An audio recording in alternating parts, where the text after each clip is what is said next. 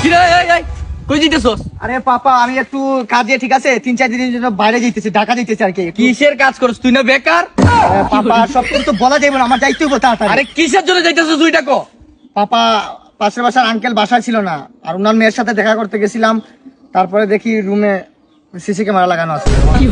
জানি না এরকম একটা কুলাঙ্গার সন্তান আমি জন্ম দিছি। আমি আগে যদি জানতাম, জন্ম হওয়ার সাথে সাথে মাইরা ফেলাইতাম।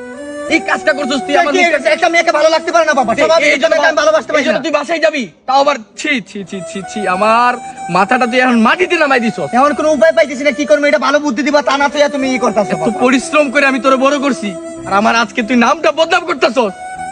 কি করবো আপা, ভালোবাসা তো আর ই তুকায় না, নাম জাত তুকায় না, ঠিক আছে? আর কে জানে সব জায়গায় সিসি ক্যামেরা লাগানো।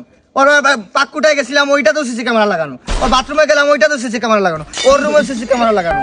আরে কত বড় খারাপ, ওর বোর রুমে সিসি ক্যামেরা লাগানো। মানে ওর বোর রুমে সিসি ক্যামেরা লাগানো? হ, তোর কাপড় কি আমার লাগবো? হ। তাহলে চল।